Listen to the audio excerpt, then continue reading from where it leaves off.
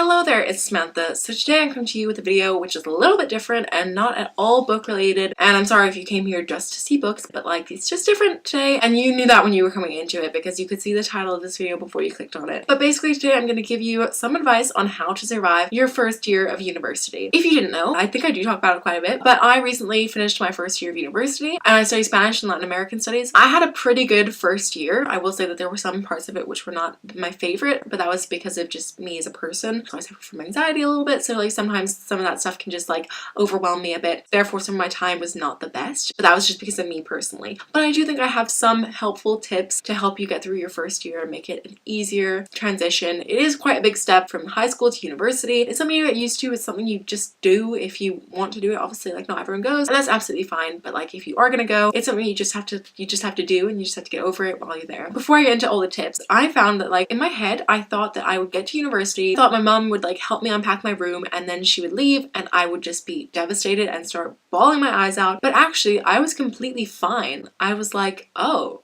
this is it. I'm an adult now. This is fine. I just want to go meet my flatmates now. Like, you know, I was completely okay with it and I don't really know why. And I was just waiting for that freak out to come and it never did until I actually got my first results. And then I was like, oh my God, I don't belong here. I'm doing so badly. But it's fine because like your first essay might not be ideal. So yeah, I actually ended up being pretty okay with the whole being at university thing. And I just thought it would never be for me, but I actually really enjoyed myself. So yeah, I think I have some helpful tips and tricks for you up my sleeve. I'm just gonna go through some of my tips. Some of them might be super obvious, but I still feel like it's helpful to hear it from other people. And also some of them you might be like, okay, but like, sure, whatever, I don't believe you, but like actually like believe me. Like I've been there, I did it, I know what I'm talking about.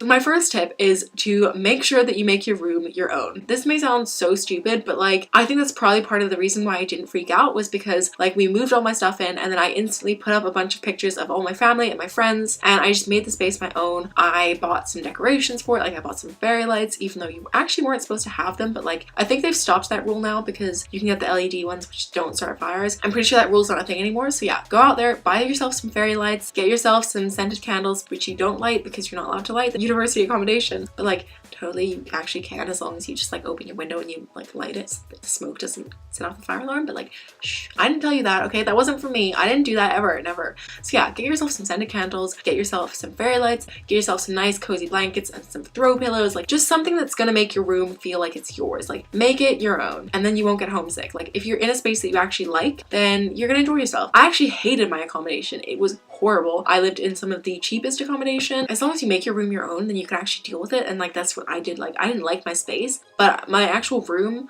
I turned into like my own little thing. I had my bookshelf with loads of all my favorite books and stuff like that. I made my room feel like home for me. My second tip sounds stupid and you're probably gonna be like, no, but let's just stay healthy. And I know that this probably sounds so stupid, but like if you're in self-catered or even if you're in catered as well, you're at the point where you're like, okay, I can eat whatever I want to eat. So then, you know, you go out and you buy a bunch of junk and you're like, oh, I can eat a whole tub of ice cream for dinner if I want. Don't do that. It's stupid. But yeah, it's just, I do think it's really important to stay healthy because for me personally, my mental state definitely declines if I'm not like eating healthily and just like exercising and stuff like that. So for me personally, to stay happy, I need to be healthy. Definitely eat your fruits, eat your veg, just be healthy, okay? Don't just eat McDonald's every day. I know that they're on Deliveroo, but don't do it. And at the same time, another important thing is exercise. Like just try and find something fun to do in terms of exercise.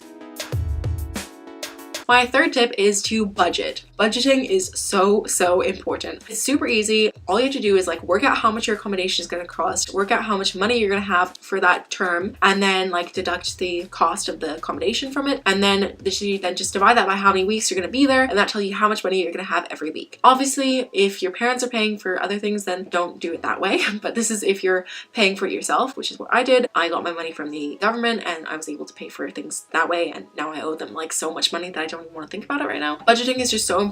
Or just like maybe not even budget, but just like keep track of your spending, because like you might end up be spending a lot of money on like food because you're eating out a lot or whatever and you don't realize, and then you're like way into your overdraft. So just make sure you keep track of your money. And also it means that you might have money left over in the summer, which means that you don't have to worry so much about getting a job.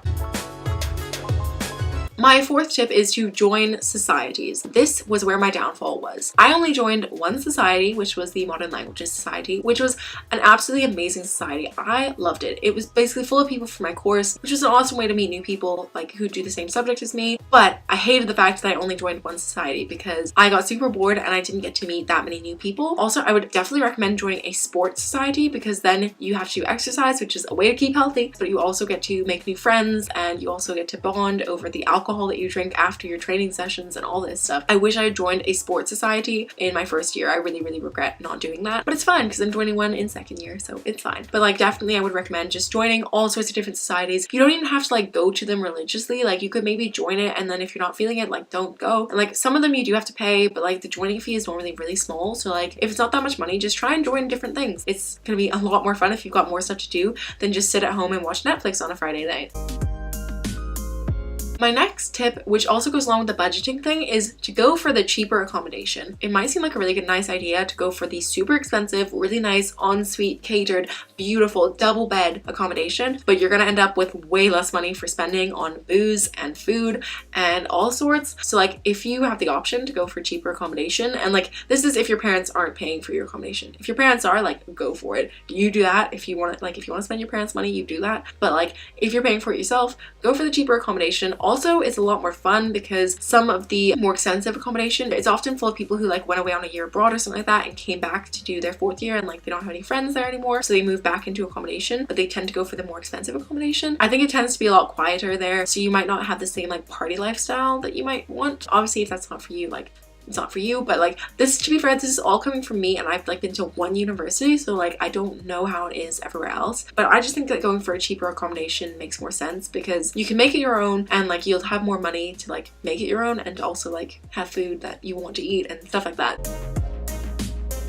My next tip is to keep your room clean and also tidy. If you're living in quite a small space, it is so easy for things to get messy like really quickly. You don't put that one thing away and your room looks like a disaster. You don't make your bed and your room looks like a disaster. So if you just like do these simple things like put your clothes away, make your bed every day, keep your desk tidy, it will make your room look so much tidier and it will definitely help you like up here with your headspace. Like if you go into a messy space, like it just like I can't deal with it. It's like your only space that you like own, like it's your space, so you should try and keep it tidy and nice, and it's up to you obviously, but like this was just my advice. I think that it's good to have a tidy room.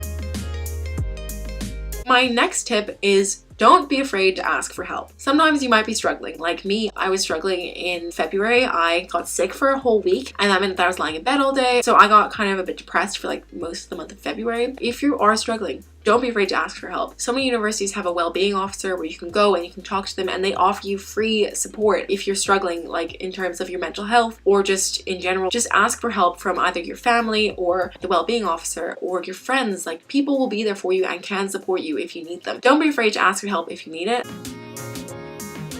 Now, my last 2 points are more to do with essays and like working. My first tip is to do your reading early. I am the worst when it comes to essays. I tend to leave my essays until like a couple of days before they're due and then I'm like, oh shit. And then I have to do my reading and my planning and then writing it all at the same time. It just makes it a lot more difficult. So if you do your reading ahead of time and you make notes ahead of time, then when it comes to writing the essay, if you've got your plan, it could take you like 2 hours to write a 1500 word essay if you've done your reading and you've got it all planned out. But otherwise it will take you like 3 days to write an essay, like 3 full days of like high intensity working because you left it to the last minute. So yeah, do your reading early. It will really help you out. And my final tip, and this worked for me personally, so this might not work for you, but this one comes to like when you're actually sitting down to write your essay and you have that deadline in your head and it's coming up real soon. If you want to actually get the words out onto the paper, my suggestion is to listen to John Williams when you're doing it. I just find that John Williams' music is so inspiring. If you don't know, for some reason, he did like the Harry Potter soundtrack and he does all the Star Wars music and also other music too. I think he did Pirates of the Caribbean, maybe, I don't know, don't quote me on that. But he basically did a bunch of different music and it's all very like high intensity and like it just focuses me. The music is just so high intensity that I'm like, oh my god, and I'm just like, the words are flying out of my hands. Like I wrote a 1500 word essay in about 3 hours and my friend was just like, how did you do that? And I was like, I just listened to John Williams and the words just came out. This might just be a me personally thing. I find that listening to John Williams really helps me just get the words out onto the paper. So try and find some music that's going to inspire you to write those words.